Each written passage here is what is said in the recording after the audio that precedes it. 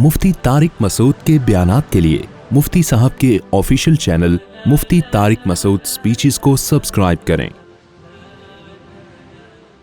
दाएं बाएं हो गया तो मैं ये अर्ज़ कर रहा था कि कुरान मजीद में अल्लाह ताला ने नबी को हुक्म दिया कि इनसे कह दीजिए मेरी इस दावत में कोई लालच नहीं है। तो जो बात मैं कर रहा था, दावत में ना पैसों की लालच होनी चाहिए, ना इज़्ज़त मतलूब हो, ना अपने आप को ऊंचा दिखाना मतलूब हो।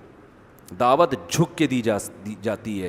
देखो तबलीगी जमात इतनी कामयाब क्यों है, इतनी कामयाब, हालांकि एक पैसा भी नहीं मिलता, खाना चाय निस्वार पान गुटखा सब अपने खर्चे पे। जब आप एक साल जंगलों में पैदल लगा के आओगे तो कोई एयरपोर्ट पे फूल लेके खड़ा हुआ नहीं होता है भाई। ना दफ्तर में कोई इंक्रीमेंट लग जाता है, ना गवर्नमेंट की तरफ से कि माशाल्लाह, चूँकि इनके कोई सर्टिफिकेट भी नहीं मिलता। आप बताओ मैं साल लगा कर आया हूँ, वो अगला क्या सबूत है? कि भाई सबूत तो कुछ भी नहीं है। मदनी मस्जिद फ़ोन भी करोगे शायद वो भी कह लें हम तो जानते हैं नहीं इस बंदे को है कौन।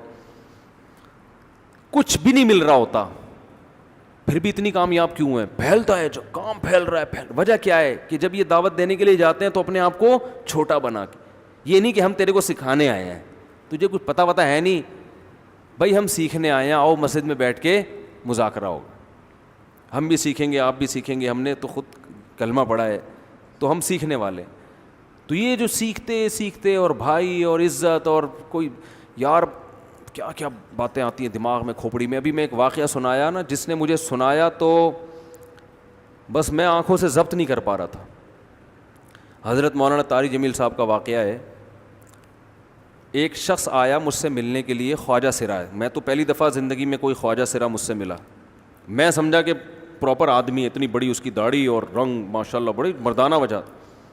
लेकिन जब बातचीत का अंदाज़ होता है थोड़ा सा, वो एटीट्यूड से अंदाज़ा हो गया कि ये मुकम्मल मर्द नहीं है। तो उसने मुझे ख़ुद बता दिया मैं ख्वाजा सिरा हूँ। मैंने कहा भाई हमसे मिलने के लिए कैसे आए आप, इतनी बड़ी दाढ़ी आपकी। तो उसने अपना जो वाक़या सुनाया ना, मैं 3 दफ़ा वो वाक़या सुनाते हुए रोया हूँ। और जब वो सुना रहा था उस वक्त मेरे आंखों से आंसू निकल रहे थे। उसने ये अभी भी मेरा बयान सुनता है वो। उसने वाक़या सुनाया कि मैं जब पैदा हुआ था ना तो मैं ख्वाजा सिरा था। घर में ऐसा बच्चा पैदा हो जाए वालिदैन की तरफ से इज़्ज़त नहीं मिलती।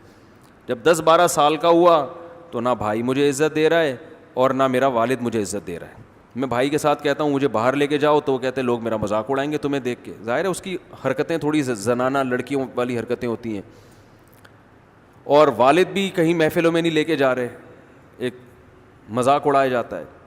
कहने एक दफ़ा मैं कहीं गुज़र रहा था तो ये जो होते हैं ना ख्वाजा सिराओं की पूरी एक जमात थी, उन्होंने मुझे पहचान लिया, देखा इतना अच्छा। उस वक्त ना इसकी दाढ़ी और यानी इसमें ख़वातीन वाली ही अलामतें थी ज़्यादा।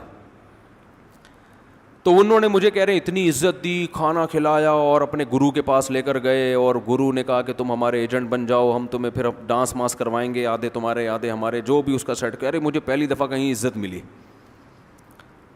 तो लेकिन मेरे अब्बा को पता चल गया तो अब्बा ने ला के तबीयत से कूट दिया, ठीक है ना, कि दोबारा इनमें नहीं बैठना। ठीक है हमने तौबा कर ली, भाई ये बुरे लोग हैं, डांस मास अच्छी चीज़ नहीं है, ठीक है।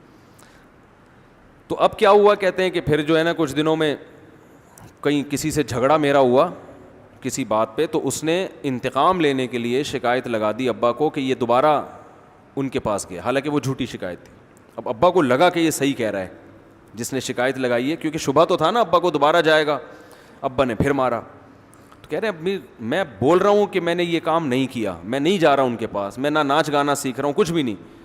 लेकिन अब्बा ने उसकी बातों में आके इंक्वायरी नहीं की होगी पूरी, वो समझे होंगे कि भाई ऐसा ही है। तो अब्बा ने फिर कुटाई लगाई। तो इसके दिल में मनफी जज्बात पैदा हो गए और ये घर से भाग गया कि भाई मुझे वैसे तो इज़्ज़त ना यहाँ मिल रही है और मैं अब ज़िल्लत बर्दाश्त भी कर रहा हूँ, तो भी कह रहे मैं वहाँ चला गया। तो जब मैं वहाँ गया हूँ ना ख्वाजा सिराओं के यहाँ, तो वही गुरु और डांस, और फिर उसने मशहूर कुछ एक्टरों के नाम बताए जिनके साथ हम डांस करते थे, और पैसे आना शुरू हो गए, आधे गुरु की जेब में आधे हमारी, और हटो बच्चों लेकिन ज़ाहिर है ये कोई इज़्ज़तदार रास्ता तो नहीं है ना। कह रहे हैं कहीं से तबलीगी जमात में हज़रत मौलाना तारिक जमील साहब आ गए। उन्होंने इजाज़त मांगी, हमारे गुरु को पैगाम भेजा, भाई मुझे एक दफ़ा यहाँ आके दावत देने दो। उसने इजाज़त दे दी, आ जाओ भाई। بیان کیا, ان کو سمجھایا بھائی یہ زندگی نہیں ہے, اللہ کی سہ روزے کے لیے بہرحال ترغیب دی. کہہ رہے ہیں میں تیار ہو گیا, باقی لوگ تیار نہیں ہوئے, میں تیار ہو گیا. کہہ رہے میں نے گرو سے اجازت لی, اس نے کہا جاؤ لگا لو سہ روزہ. تو کہتا ہے کہ جب میں حضرت کے گھر پہ گیا ہوں نا, تو حضرت پہلے سے دروازہ کھول کے ایسے انہوں نے دونوں بازو پھیلائے ہوئے تھے استقبال کے لیے, پہلے سے کھڑے ہوئے تھے علماء کے ساتھ. کہتے اتنے مشہور آدمی, اتنی بڑی سیلیبریٹی, اور اتنے بڑے بڑے علماء, ان کی پگڑیاں, ان کے اتنا خوبصورت لباس, جو خود عزت دار لوگ ہیں. کہہ رہے ایسے جو ہے نا میرے استقبال کے لیے دونوں بازو پھیلا کر کھڑے ہوئے ہیں, اور ایسے مجھے بیٹا بنا کے نہ اپنے سینے سے لگایا کہ تو میرا بیٹا ہے. کہہ رہے خدا کی قسم مجھے زندگی میں پہلی مرتبہ کسی سے پہلی مرتبہ ایسی عزت ملی مجھے کسی سے, اور اس عزت دینے میں مولانا کا کوئی مفاد, بولو بھائی, کچھ بھی, بلکہ ذلت ہوگی نا. لوگ کہتے ہیں خواجہ سرا کو بیٹا بنایا ہوا ہے, اور اس وقت تو اس میں بیچارے میں کچھ زنانہ سی علامتیں بھی تھیں. تو خواجہ سرا کو کیا دے رہے ہیں, عزت دے رہے ہیں. کیا کسی تاجر پہ محنت کرو تو تھوڑا چندہ دے دے گا مدرسے کو, ایسا ہی ہے نا. اور کسی افسر پہ محنت کرو تو تعلقات کیا ہو جائیں گے, جب وہ دین پر آئے گا تو اس سے کیا فائدہ. اس کو تو باپ ایسے ان لوگوں کو ریجیکٹ کر دیتے ہیں, بھائی اپنانے سے. کہہ رہے مجھے یہ اپنا رہے ہیں, ایسے سینے سے لگایا انہوں نے, اور مجھے سہ روزے کی جماعت میں اپنے ساتھ لے کر گئے, کھلاتے تھے, بڑا خیال رکھوایا میرا. کہہ رہے اس کے بعد پھر میں نے گرو سے اجازت لی. وہ گرو چھوڑتے تھوڑی, ان کو پیسے ویسے دیے, جان چھڑائی نا, وہ بھی غلامی کی طرح نکلنا پڑتا ہے. پیسے دیے پتہ نہیں کتنے لاکھ یا کتنے ہزار روپے, وہاں سے پھر نکل کے 4 مہینے اس میں بھی خیال کیا. تو پھر تبلیغ کے بزرگوں سے ملا, پھر انہوں نے پورا مجھے بتایا کہ بھائی تم یہ علاج کرو تاکہ تمہارے اندر یہ زنانہ علامتیں ختم ہو. تو وہ علاج کر رہا تھا ماشاء اللہ, انجیکشن لگے, انجیکشن میں ڈاکٹروں کی بھی مدد کروائی. یہ ایسی NGO ہے میرے بھائی جس کو کوئی بھی NGO نہیں کہتا, نہ ان کے کوئی اشتہار آ رہے ہیں. کتنے لاکھوں لوگوں کو اس طرح سے یہ لے کر بھی آئے اور ان کے مسائل بھی حل کیے, مگر نہ کوئی ویڈیو بن رہی ہے, نہ کوئی اشتہار آ رہا ہے. یہ تو اس نے خود مجھے بتا دیا نا, اور اس نے کہا ایسے سینکڑوں لوگوں کے ساتھ ہوا ہے.